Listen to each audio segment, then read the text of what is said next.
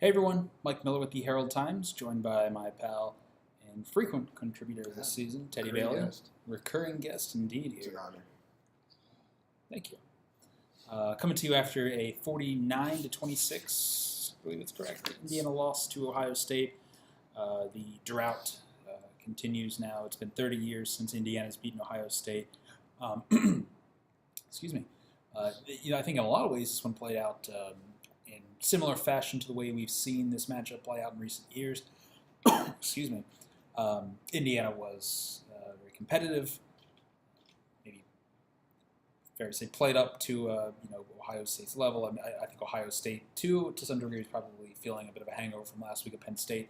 But either way, I think we saw some things from Indiana that just weren't there the last few weeks. I think the interesting thing is, as often as we've seen this kind of performance from Indiana, it's never really manifest itself into better or consistent football moving on from this game. I think you can go back pretty much every year Indiana-Ohio State play, particularly when these matchups are in the middle of the year, right around this time of the season. Indiana never really builds off it. I think we saw today that there was a willingness and an ability to open up some of the downfield passing game areas that really weren't there in consistent doses for really the large part of the first half of the season. Indiana did that today and did that often, going downfield with passes from Peyton Ramsey, really showing some signs of offense that just, again, weren't there in big doses. Few overthrown balls that had they been on the money, had they been caught, had they been placed appropriately, they very likely were touchdowns. Yeah. Honestly, though, I have a hard time finding a whole lot of fault with Peyton Ramsey today. I think he did a really solid job. Throwing for a career high 322 yards, 3 touchdowns, completed 26 of the 49 passes. Wasn't always perfect, but again, got the ball downfield. I think that, not to make this a huge monologue, Teddy, but as we see, just wait and get called, Coach. yeah, it's kind of a give and take with Ramsey in the sense that when, yes, he was able to get the ball downfield, at the same time, he does seem to sacrifice some of his accuracy that you see on the shorter throws when he's trying to really wing it downfield. But, again, I do think that some of them were pretty well-placed balls. And I think that shows you that potentially that's something that Indiana can continue to use moving forward. I missed Reese Taylor again deep, similar to the play against Michigan State, the third play of the game when he missed him deep. And you're right, when he's missing deep, he's missing long. He's overthrowing the ball. He's not really underthrowing the ball at all. But I think, like you said, I don't really think there's that many faults. Maybe, 2-3 plays from Ramsey today that you were like, maybe 4 or 5, okay. But I think, he threw the most passes of his Indiana career. I think this offense proved some things that were doubted about. I think, I don't know about you, I wasn't sure if this offense could stretch the field, if it could be a vertical threat, and it was. I mean, Nick Westbrook is arguably their most complete receiver down the field. That's what he does best. And he had 4 catches of at least 15 yards today. I mean, that just makes Indiana a different offense. They're not one-dimensional, and I think they were at times one-dimensional against Michigan State in that second half against Rutgers. And they abandoned the run today. Steve Scott had 9 carries after that 45-yard run on that first drive, and it was Ramsey's show the rest of the way. And part of that's playing from behind and needing big plays and testing an Ohio State secondary that does look spotty sometimes. So it was a good day for this Indiana offense, more or less. It was almost, there were some points where you almost were like, you almost wanted to see more of the shorter throws, I think, in the second half, because really that, like you said, I mean, today, like we've seen a lot this season, but today especially, the throw game was an extension of the running game that just wasn't there, especially in the first half. And I think at times in the second half when a couple of those drives stalled at inopportune times, and Indiana gets within basically possession 9 points, 2 possessions, but that was the game. That was the game. They didn't capitalize on those. They didn't take advantage of a couple of those, 2 or 3 of those possessions there, third quarter, early fourth. Yeah, 2 drives on the Ohio State 38, Ohio State 33. Total of 11 yards in those 2 drives. Logan Justice missed a 51-yard field goal, and Hayden Whitehead had a great punt. And 2 touchdowns on that game, and you're looking at a 40-35 Indiana lead at the end of the third quarter or so. And They come away with no points on those 2 drives, and Ohio State takes care of business. I mean, that was the game, and it's funny. It feels like it happened like 12 hours ago, but when Indiana got down 14-3 early, Mm-hmm. they're aggressive. I mean, that was the theme too today. Is they played to win this game. They played aggressive, starting with the going forward on 4th down early.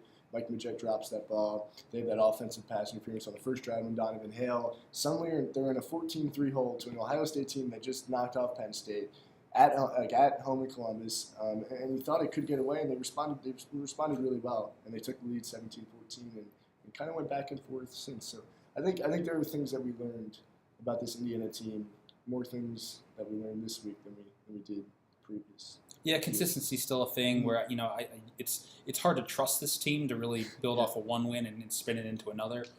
So I think that's one thing to really monitor, especially going into next week's game against Iowa, which home field game in Memorial Stadium, a place where Iowa's I don't think in recent memory has really played all that well. No, I mean, it's certainly a winnable matchup if you're Indiana.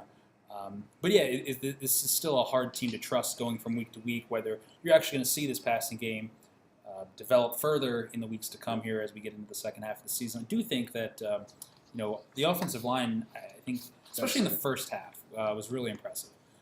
Did a really nice job, especially pass blocking, which they needed to.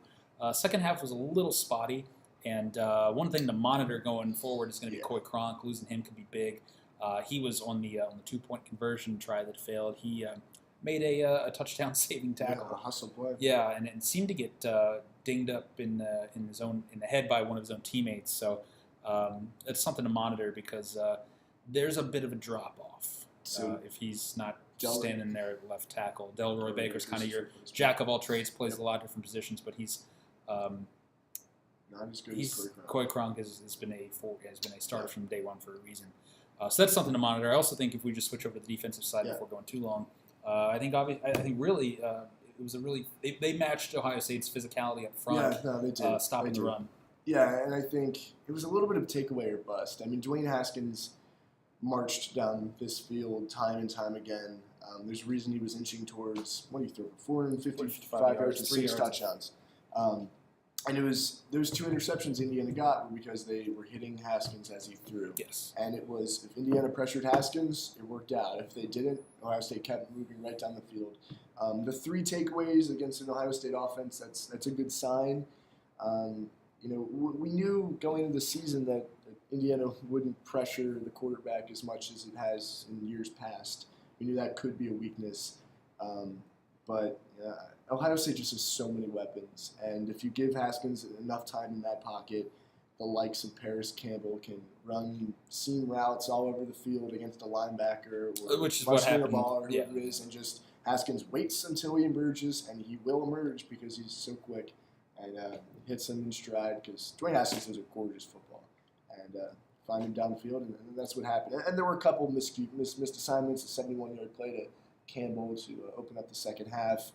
Indiana left him wide open. There was definitely some blown coverage. Yeah. There's no doubt about that. Communication problems, things like that. I mean, that's what you get Misfits, you get with a young defense on the road, and you just hope, if you're Indiana, that it doesn't carry into a winnable game next week. That's the thing, and I think there are definitely some things you point to with this Indiana performance to say, hey, wow, that's really encouraging. Yeah.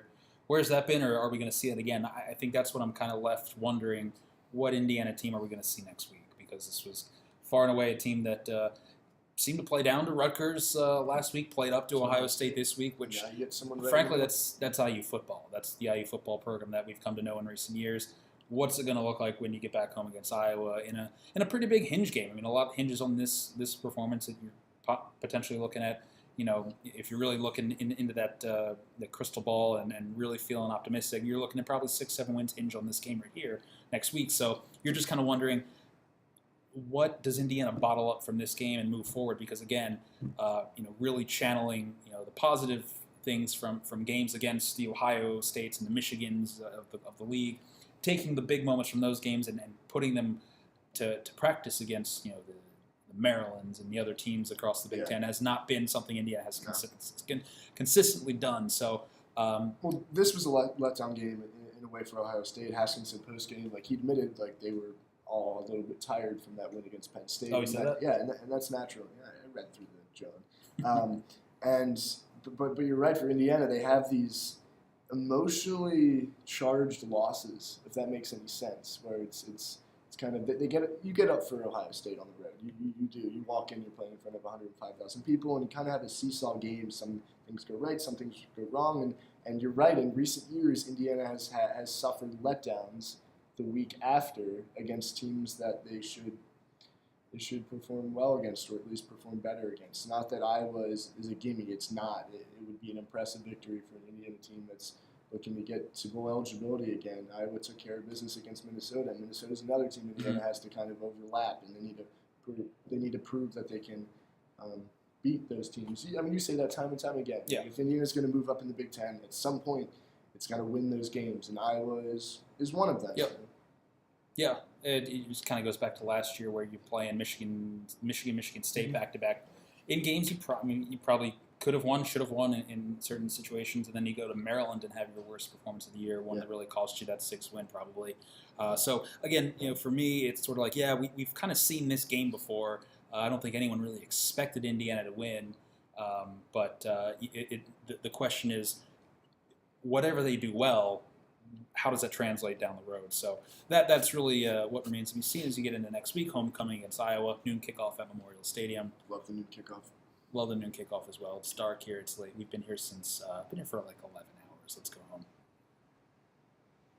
I made him come here early. There's traffic.